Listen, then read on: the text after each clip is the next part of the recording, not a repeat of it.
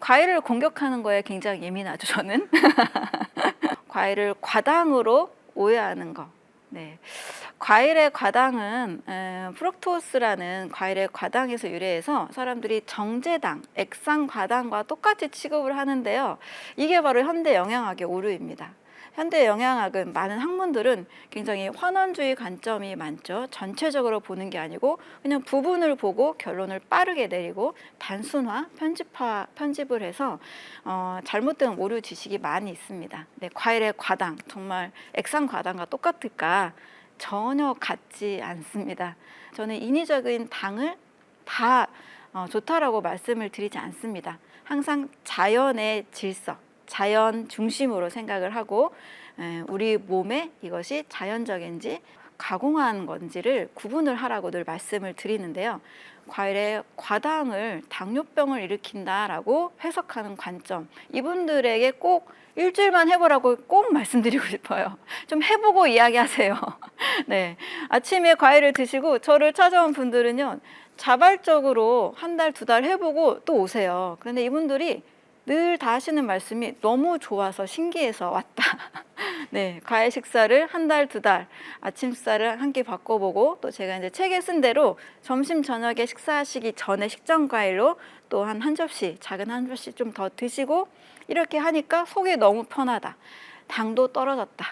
네, 그래서 이게 맞다. 이런 분들이 너무나 많습니다. 그래서 과일의 과당을 액상 과당과 똑같이 이야기하시는 분들, 당뇨병을 일으킨다라고 얘기하시는 분들에게 꼭 한번 해보세요. 그리고 유인원을 한번 관찰해 보세요. 그들은 왜 과일을 주식으로 먹으면서 당뇨병에 걸리지 않는지, 이런 자연 속에서 어떤 지혜와 좀 통찰을 가지시면 참 좋겠습니다. 간헐적 단식의 효과는 우리 몸의 공복 상태를 오래 만들고 또 일정 시간에만 식사해서 몸을 쉬어주면서 얻는 유익들을 이야기하는 건데요. 하루에 이제 8시간 정도 2번 식사를 하고 나머지 16시간은 푹 쉬어주는 거죠. 그러면 하루에 16시간을 우리 몸의 소화기가 쉬기 때문에 굉장한 이점들이 있습니다. 우리 몸은 에너지를 공급받지 않고 쉬는 동안에 오토파지라는 자가 포식 작용을 해요. 우리 몸에서는 늘 세포를 만드는데 이 세포는 잘못 만들어지기도 쉽거든요. 그래서 잘못 만들어진 세포, 염증세포, 노화세포, 이렇게 빠르게 없어져야 되는 세포들이 계속 식사를 하는 동안에는 잘 없어지지 않아요. 그런데 공복 시간에, 간헐적 단식, 쉬는 이 시간에 자가 포식 작용이 굉장히 잘 일어납니다. 그래서 몸에 쓸모없는 그런 노폐물들, 또 돌연변이 세포들, 암세포들, 이런 것들이 사라집니다. 당뇨병을 간헐적 단식으로 해결한 분들도 상당히 많으세요. 네, 우리 몸을 쉬어준다라는 측면에서 굉장히 좋습니다. 네, 그런데 간헐적 단식을 하고 나머지 시간에 아무거나 폭식하고 이것보다는 나머지 시간에도 최대한 자연에 가까운 좋은 음식을 드시는 것을 꼭 추천을 드려요.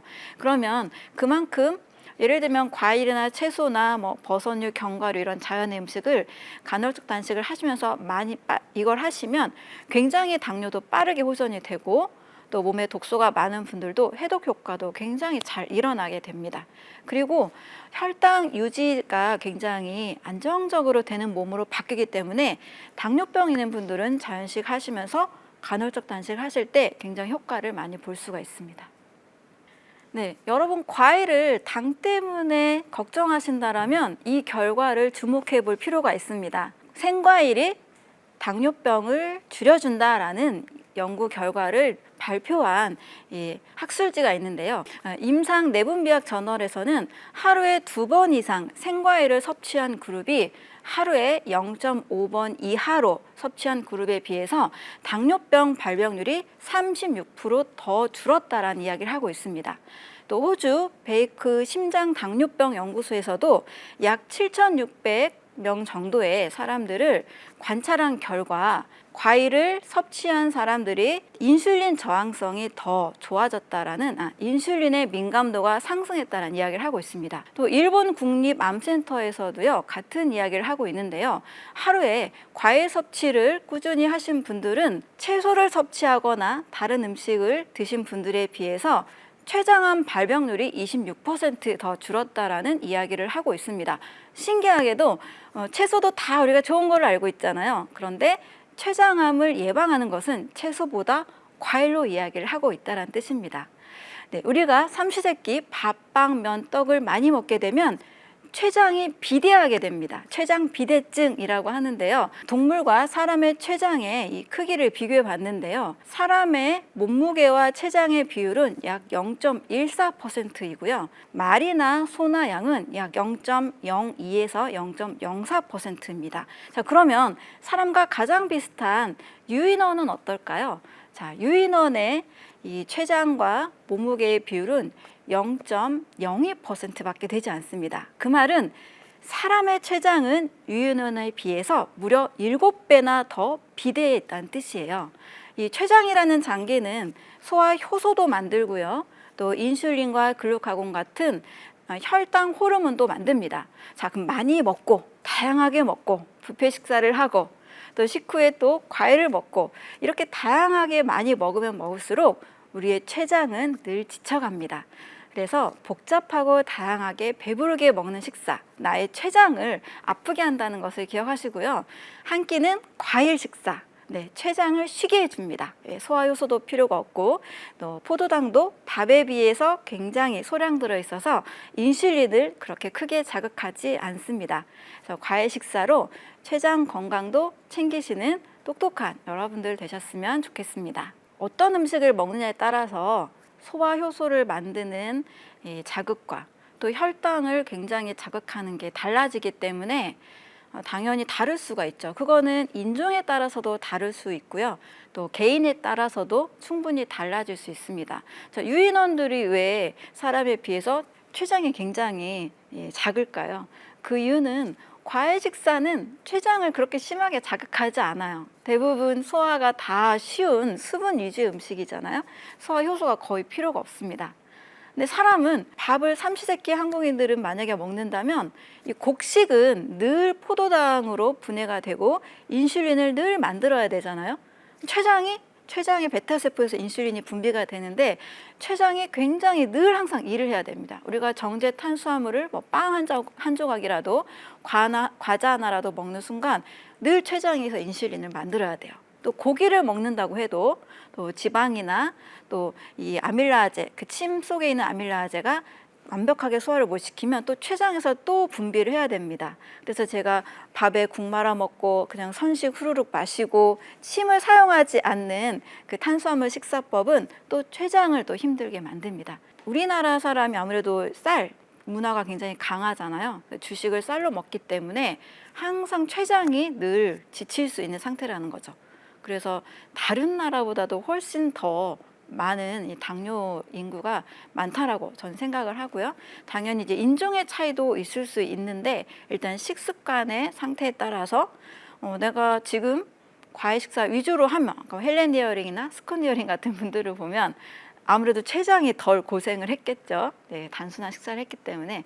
그러면 또 췌장 비대나 췌장 질환이 상대적으로 없을 수가 있습니다. 과일은 생과일의 형태로 씹어서 드셔야 돼요. 네, 절대 갈면 안 됩니다. 아무리 좋은 과일이라 할지라도 간다는 것 자체는 인위적으로 당분을 더 세세하게 쪼갠 거잖아요. 마시면 수분에 들어있기 때문에 즉각적으로 이 혈액 속으로 흡수가 됩니다. 우리 물은 바로 흡수가 되잖아요. 그래서 당연히 혈당을 빠르게 상승시켜서 저도 아무리 과일이 좋아도 과일 주스는 드시지 마세요. 과일만 갈아 드시지 마세요는 꼭 강조를 드리고 있습니다. 거기에 항상 같은 비율 이상의 채소를 좀 같이 넣어서 당분을 떨어뜨려서 혈당 상승이 천천히 될 수 있도록 드시는 방법을 추천을 드립니다. 당뇨가 한 300, 400이신 분들이 과일 식사로 바꾼 뒤에 재미있게도 항상 저는 그래도 당이 있는 분들은 저당도 과일을 추천을 드립니다. 아무래도 빠른 혈당 상승은 좋지 않기 때문에. 그런데 400인 분이요, 과일 식사를 한 뒤에 250까지 떨어지는 일도 있었고요. 200인 분은 일주일 만에도 120까지 떨어집니다. 네, 과일의 이 성분 그냥 당이다 이게 아니고 과일 전체 속의 함유량 수분이 90%이고 당분은 5에서 10% 정도라는 거. 요 개념과 당지수. 만약에 쌀밥을 드시는 분이라면 쌀밥보다 안전한 게 과일이라는 것을 강조를 드리는 거예요. 물론 이제 치료식으로 저탄고지를 해야 하는 정말 심각한 당뇨분들도 계세요. 네, 그런 분들은 아예 당을 드시면 바로 이 혈당이 빠르게 올라가기 때문에 그렇게 심각한 분들, 저탄고지 치료식을 해야 되는 분들 외에 쌀밥 많이 드시는 당뇨분들 계시잖아요. 쌀밥보다 고구마보다 안전하다. 이렇게 말씀을 드립니다. 아침 과일로 제가 3가지를 이렇게 추천을 드리긴 하는데요.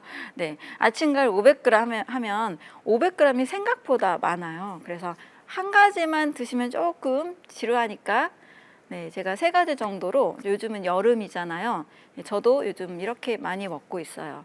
일단 복숭아, 제철이죠. 복숭아 먹고, 그다음에 토마토를 먹고, 그다음에 참외를 먹습니다. 네, 물론 토마토는 채소과에 속하기는 하죠. 근데 구하기가 워낙 쉽기 때문에 복숭아, 토마토, 참외 여름에 추천을 드리고, 가을이 되면 반드시 저는 사과를 추천을 드립니다.